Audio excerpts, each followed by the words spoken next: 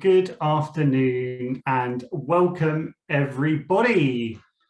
Rachel Pugh from RGU, Robert Gordon University. How are you? I am very well, thank you, Graeme. Thank you for inviting me along, and sorry for the peculiar background and maybe a bit of background noise as well that's happening. And you can thank tips.Our for that. So did you want to, just as I get the presentation up and running, Rachel, did you want to share a new concept that we're pioneering today, which is called webinars on the fly, right?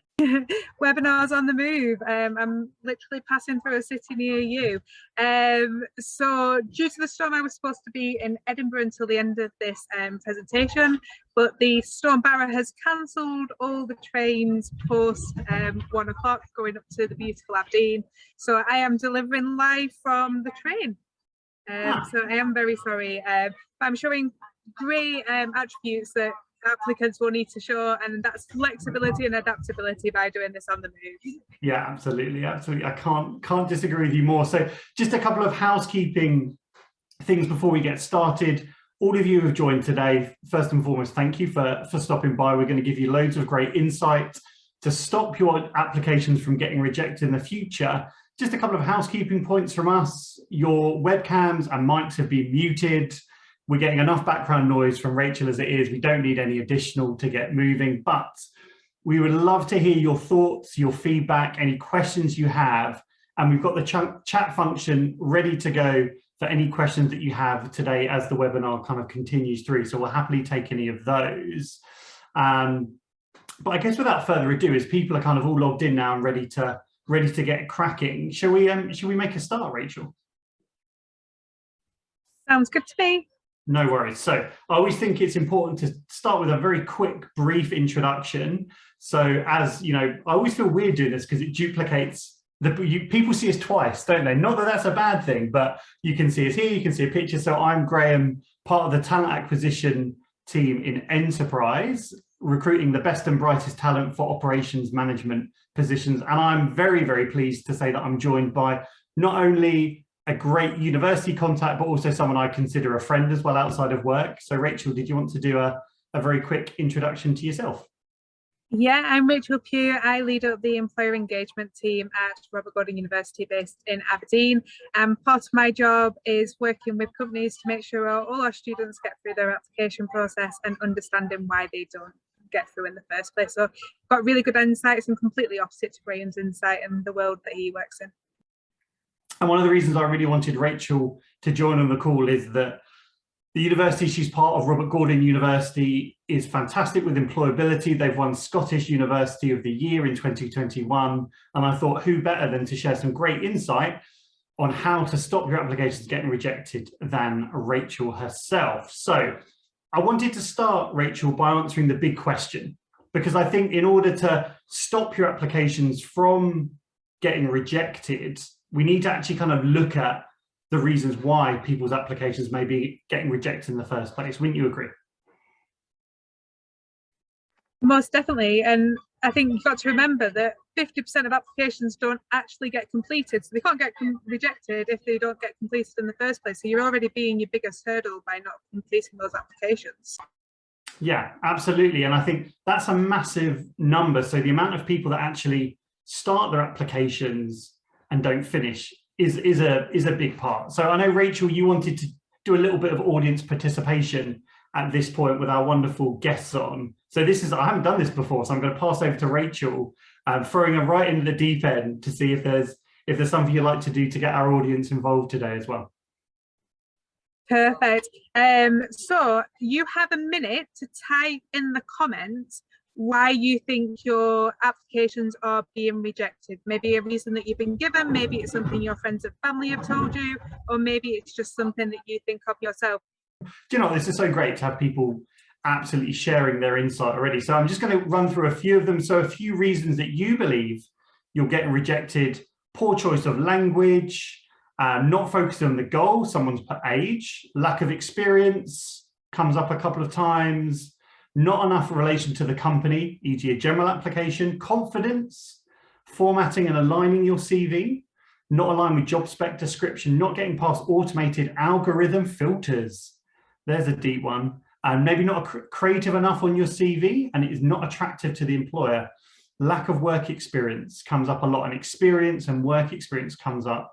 Leadership, poor CV, formatting, lack of USP compared to competitive environment, lack of research as well. There's loads absolutely flowing through.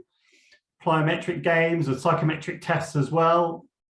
Absolutely blooming loads is the only way to describe that, Rachel. What are your thoughts on that? What are your thoughts on that?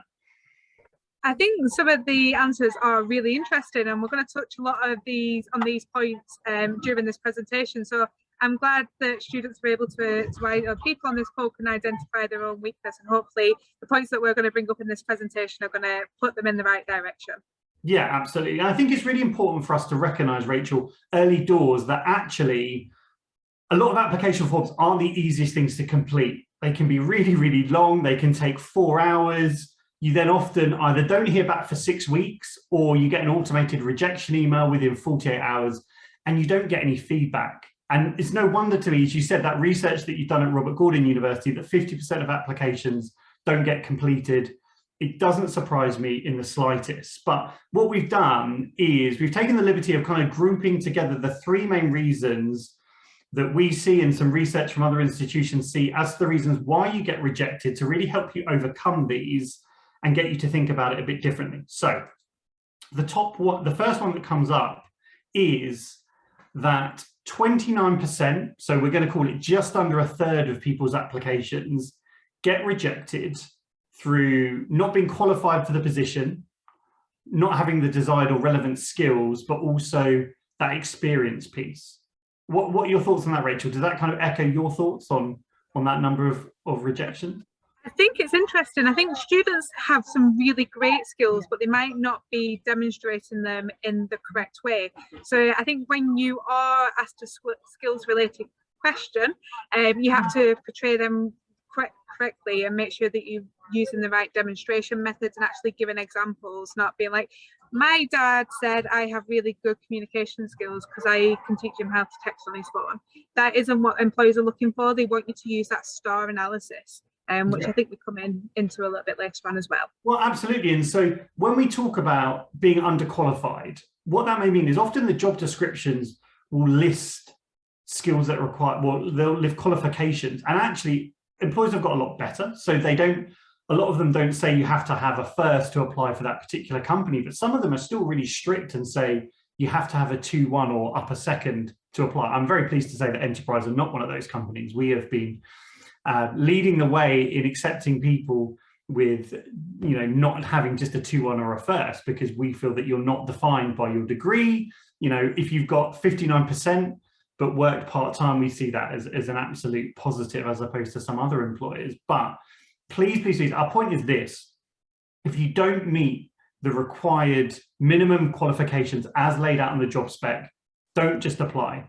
Reach out to someone in the company, whether it's on LinkedIn, whether it's a direct email on the website, because you don't want to spend 4 hours on something if you're going to get rejected straight off the bat. I think that is really, really important. But Rachel has made a great point. Now, the STAR method, which I'm going to come on to now, is something that people use a lot in interviews, right? But what we're saying, Rachel, is you can actually use it in your application forms as well. So how would a student go about using the STAR method in an application form? Let's just say it's a general application form, which is kind of a bit like a CV.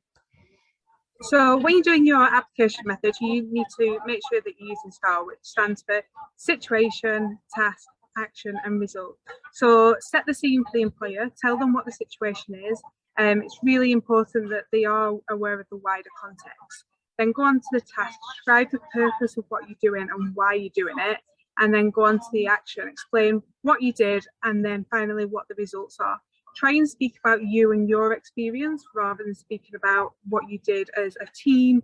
It's really important that you're making yourself stand out, because it is an application and it is about you. Yeah. And I think the point that Rachel's making there is very much about ownership. And don't get me wrong, lots of companies are looking for teamwork skills, but what is it that you took ownership for and were responsible for?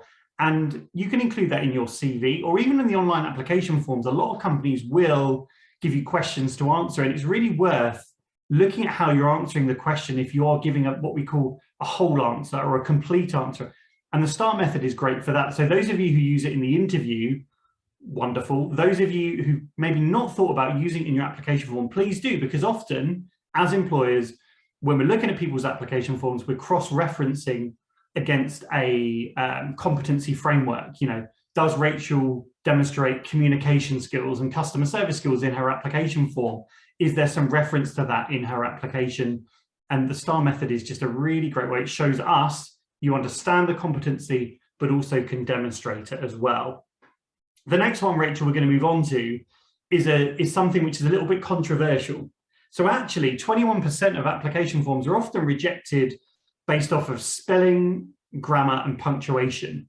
Because students often ask, do applications actually get rejected on this? Surely it's a bit nitpicky if you're rejecting me based on one typo in my application form. Is that something that you see? Yeah, most definitely. And I think it's something all employers look for. So large employers like Enterprise Rent-A-Car, all the way down to SMEs, they really look for that attention to detail and that minutiae. So make sure you're typing things into your Word document before you're hitting the send button and rereading over them and looking out for those Americanized spellings as well. I think that they're catching a lot of people out at the moment. Yeah, the Americanized spellings, and I think this kind of really relates to, we live in a world at the moment, don't we, where our spelling and grammar is auto-corrected all the time. Thank you to all those great bits of tech and devices which do it. You know, if you start to misspell something on WhatsApp, for example, it often auto-corrects you. You're sending an email, it does the same. But the systems that employers use, which are called ATS systems, they don't, or I mean, for those who don't know what an ATS is, it's an applicant tracking system. This is just the software that we use to filter through your applications and keep a record of it so we can follow up with you. Now, these systems by nature will not have spell check built in because we want to test, as Rachel said, your accuracy, your attention to detail. You know, especially if you're looking to become a surgeon or a doctor or something, those kind of things are very, very important. Other careers and industries as well, of course. So it's really, really important to look at spelling, you know, look at your grammar, look at your punctuation. I was looking at an application form the other week. They spelled the word university wrong. Considering that's one of the first things on the application form, it can really, really stand out. So Rachel, you and me have said this as well. One of the things that you find strange is when students send in application forms at certain times of the day, right? Yeah, I think students forget that people can actually see when they've submitted their applications or how long they've spent on their applications. So please don't be hitting send after you've had a few drinks on a Saturday night and you've got your confidence. You should be having that confidence anyway and submitting it in a considerable time of day. Yeah, I think that's absolutely critical. It is weird when you get an application through at 4 a.m. Just think about it. It's just something that no one would think about often, but it is important. But I think the whole point with this is human error crops up a lot. Human error crops up a lot. We all make mistakes. And just because this seems like quite a nice little interactive session, we just added another little fun-filled thing to try. So the whole point of this, we're literally going to give you 5 seconds on the next bits. So what we're just going to ask you to do is, can you spot the mistake in the sequence on the next slide? And we're going to give you 5 seconds to do it. If you spot the answer, please pop it in the chat function. Okay, so I'm going to get this. This is where the tension builds a little bit, doesn't it? So, okay, can everyone on the call spot the mistake? Because it happens. It's so easy to make mistakes. So I really should have had a countdown timer. You know, a little bit of a on the countdown. Dun, dun, dun, dun, dun, dun, dun, dun, dun, dun, dun. It's the best I can do on a. I don't think that singing's going to help people focus to spot the mistake. Oh, somebody's found it. Well done. Oh, well done. So many of you on the call probably wouldn't have found the mistake, and that's easy. So I'm going to help you out here. Here is the mistake, and now that you've seen it, you are going to look at that and go, "Wow, that was really obvious." And some of you on the call will be sitting thinking, I wasn't even close to doing that. And just to make everyone feel better, Rachel and I did this, and Rachel didn't find the mistake. And neither did I the first time I saw it, did you, Rachel?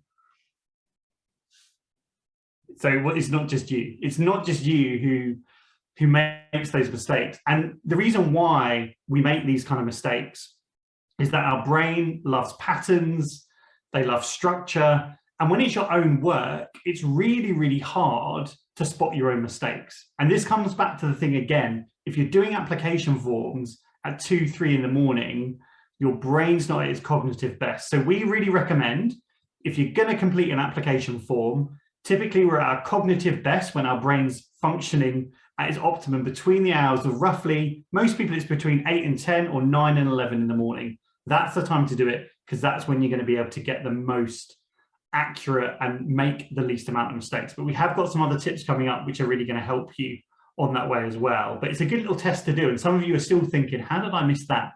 But it's all about the patterns and how our brains like numbers and sequences as well. Now, the big one though, 50%, Rachel, of people's application forms get rejected based off the scattergun approach, it not being original, or it's an unoriginal application form, or little research. Why do you think that might be? What's your thoughts on that? I think a lot of our participants actually brought this up themselves in the start of the conversation. I think it's really important when you're doing your application that you do your research. And I know you hear this all the time, but honestly, it's a top tip we can give you. Do your research into the industry, to the company and to the department and onto the job role itself. Maybe go onto the company website and transition some of the words, the key words that they're using in their website and in their job description, and demonstrate and highlight them and how they relate to your skills in your application form. Make the company and your personality connect and intertwine, and that will really make you stand out, rather than this scattergun, one approach fits all.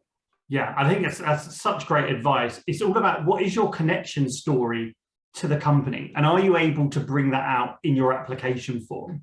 Because again, even if your application form does get past the applicant tracking system and you make it into an initial phone, telephone interview, whatever that may be, or one of the questions is, as employers, we love to ask you the question, why? Why have you applied to company? What is the connection between what you want to do and our company? You know, I think that's so important. So Rachel's raised some fabulous points there. What do you know about the industry that you're in? And let's take enterprise, because we're hosting this webinar. You don't have to love cars to work at enterprise. In fact, I have no real interest in cars whatsoever at all. I make this really bad joke all the time. We could be enterprise rent a banana and I'd still work here. I mean, bananas are a strong in the fruit game as well, but I think you get my point. But enterprise is a business which is all about helping people move and solving challenges they have from getting from A to B or A to B to C. But there's loads going on in our industry at the moment. You know, electrification of cars, how people are moving, so mobility as a solution, or as a service, as it's known as.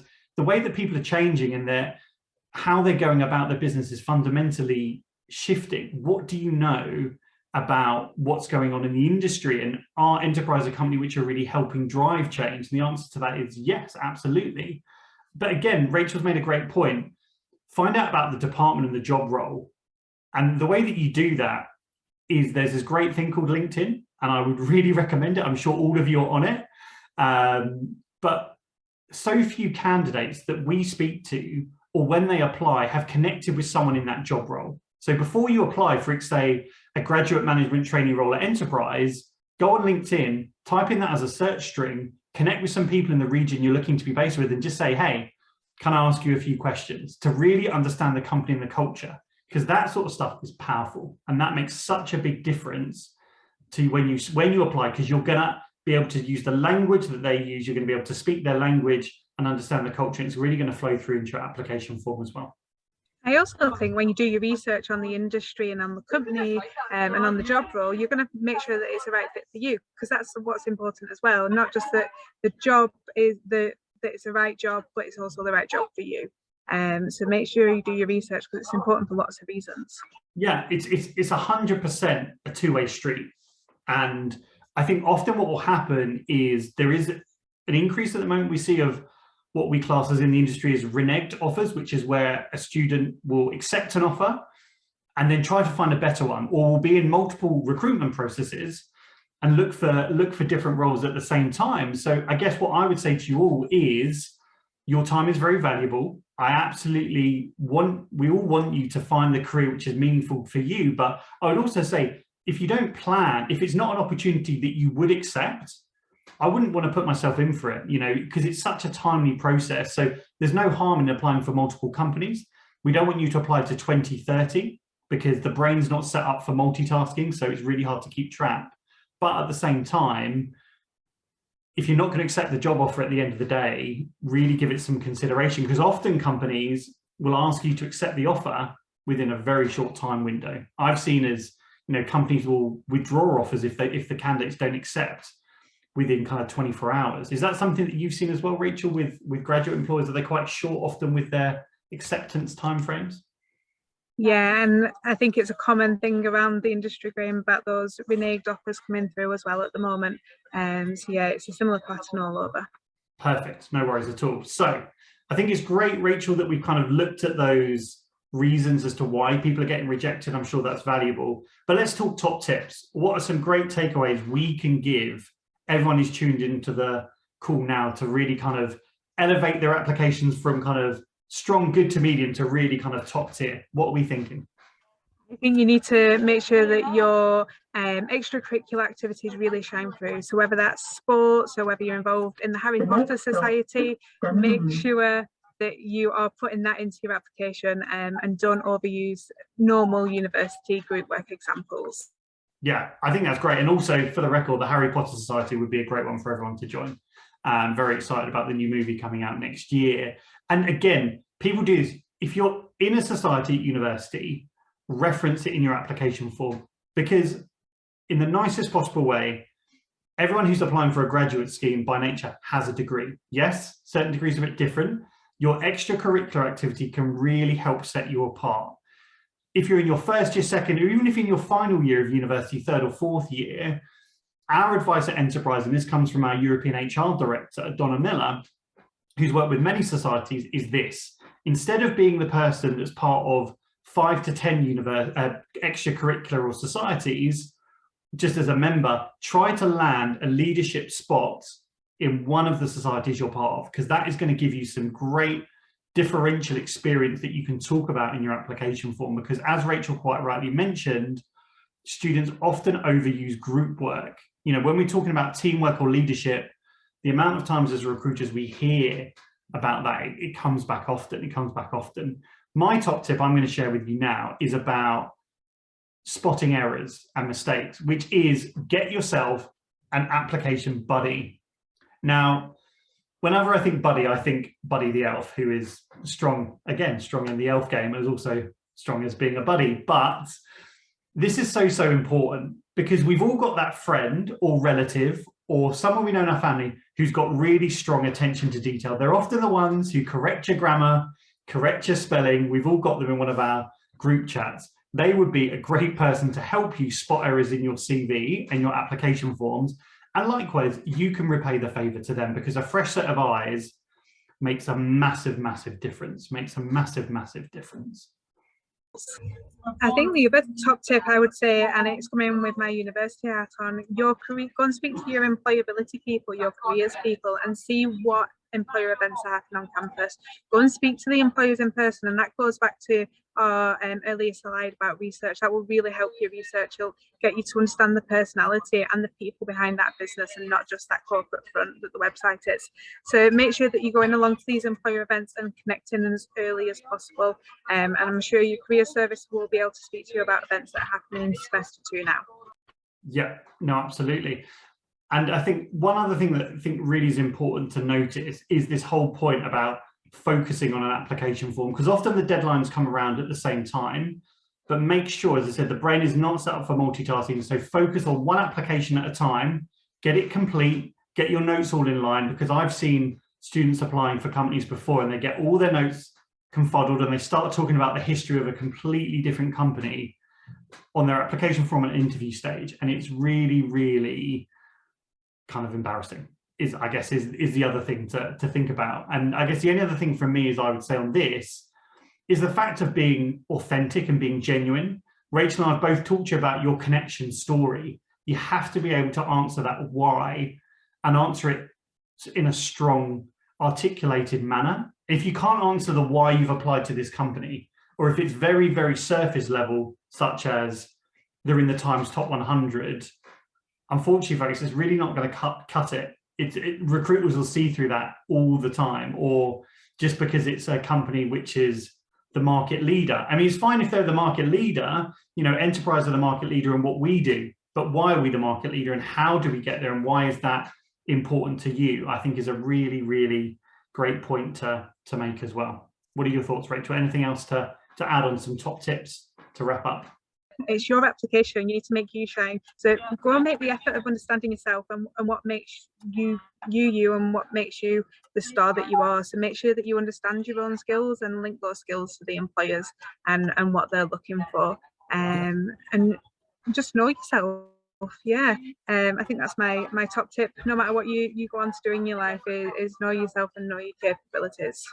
Absolutely. Well, that's great to hear. And just a little plug here is that there's loads of great blog content on our main careers website, Enterprise, and of course, Robert Gordon University's website in terms of to help you out with your employability that you can see there. We'd also love to stay connected with you all. We've got our social channels up there as well. But everyone on the call today, you'll be pleased to know that hopefully you've enjoyed this very quick 30-minute session.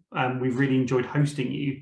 You'll be pleased to know, though, that the sessions don't end there. This is more purely just the beginning of our webinar series. So we've got a great session coming up next week, hosted by my wonderful colleague, Monica, which is talking about very much how to sell yourself in an interview. And we're moving on now to that next stage about interviews, because this is something that we see loads of feedback on that students find really, really challenging in terms of interviews and how they prepare for those as well. So that is coming up next week. I'm just going to stop sharing my screen there as well. Time has flown, Rachel. Time has absolutely flown. And hopefully your panelists next week won't be on the train. Who would have thought? And it's 12:29 already, but we have got some time for some questions.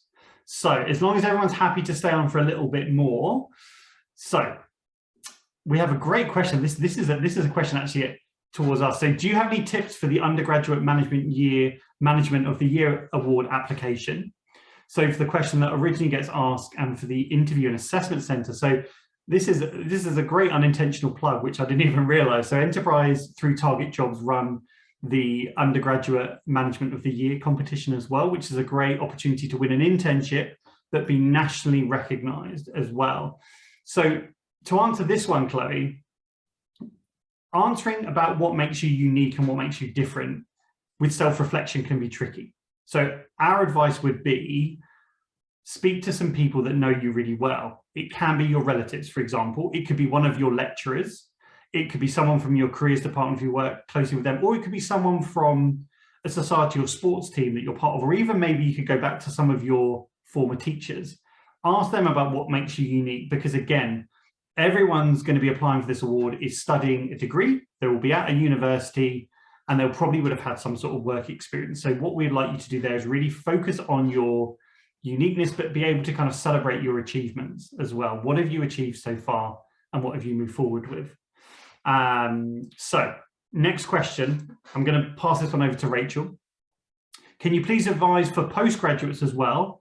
I personally applied to 500 companies for one placement, but no one was successful.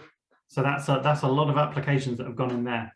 I was going to say, did you use the scattergun approach for 500 applications, and have you really understood what you're actually applying for? What I would say there is reach out for some help. Please do. I'll pop my email address in the chat as well. I'll happily have a look over your CV for you and see if there's anything that can really stand out there as well. Happily to help you on that one. Seek help is what I'd say for that one. And see your placement team as well. I think that's really important. And hopefully your panelist next week isn't travelling home on a train. But yeah, go and speak to your placement team if you've got it, or your careers team. I'm sure they'll be able to help you, as well as Graeme's very kind offer to look over your CV. And just take some of those tips that we gave you today. A placement application and a graduate application are very, very similar.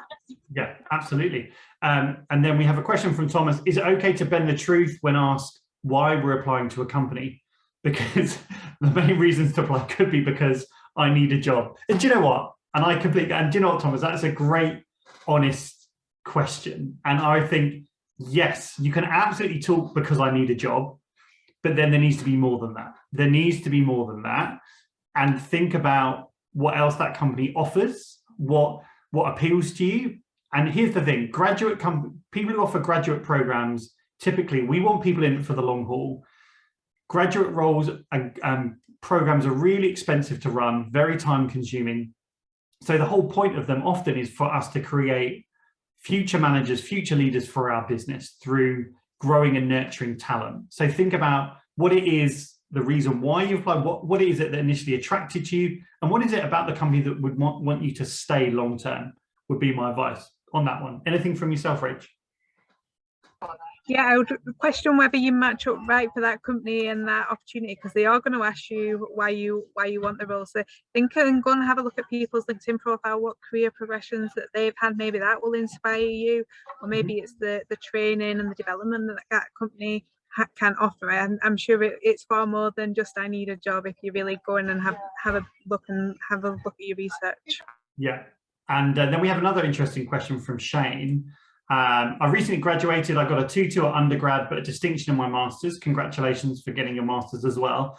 Could my 2-2 be holding me back from graduate jobs? Also, do you have any advice for cover letters? Oh, that's a whole nother topic, Shane, that we'll get to definitely on this webinar series. So we'd love to have you along for the journey on that.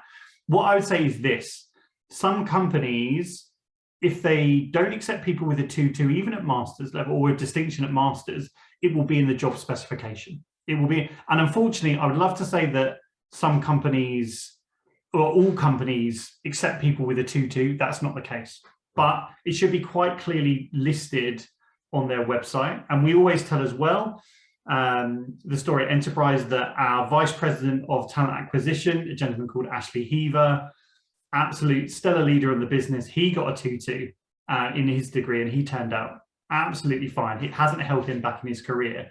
But again, it's finding those companies that aren't going to obsess over your pure grade and look beyond that, I think. So do your research on that one. Anything else, Rachel? I think maybe go and speak to the recruiter as well for that role, or the hiring manager. Connect with them on LinkedIn and just have that conversation with them. I think if you show in other areas where you are talented, such as ambition and communication, by doing something like that, it might make you stand out from the crowd. And then I think we've got time for one final question, which is, I applied for a civil service role. I got to the last stage, interview stage, and I'm waiting for the result. I'm a rare candidate, but do you have any recommendations on what we should apply for in order to build upon our work experience and professional development? It's quite a long question, that one. I'm trying to think of the best way to answer. So you're waiting to see if you've been successful, which is great. So I think in terms of building on your skills, what we're talking here is skills development. And Rachel's made a great point about this. Are you aware of opportunities in your skills to improve and develop? Or are there things that you're really strong about? And there's loads of free resources available, often with, this is a great plug for the career service. Your career services at universities have loads of great resources on how you can develop your skills. There's often loads of virtual internships you can take place in and take part in as well, including companies like Target Jobs and Bright Network that offer these virtual internships, which are really valuable to put on your CV as work experience as well. Anything else, Rach? No, try and get involved in projects, or go and speak to your careers team. Like Graeme says, they'll be the best people to advise you, and they'll be able to see, as well as highlight some areas that you might need to expose yourself in other areas too. Yeah, absolutely. So Rachel and I would love to stay in contact with you going forward. We're very easily findable on LinkedIn as well. If you just type our names in, they will come up nice and clearly for that basis. But I have just put my email address in the chat as well. If anyone has any further questions, then please do reach out to me and I'll be able to get through to those directly. Great questions, just to wrap up with, about Enterprise. So I'm going to finish on this one. Enterprise recruit all year round for our award-winning graduate program.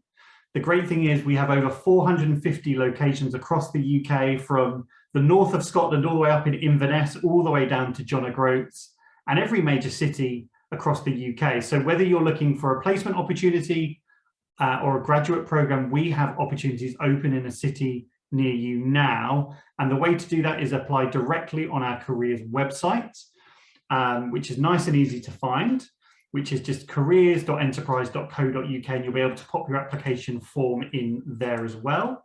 But what you can also just do is contact me directly on that one as well.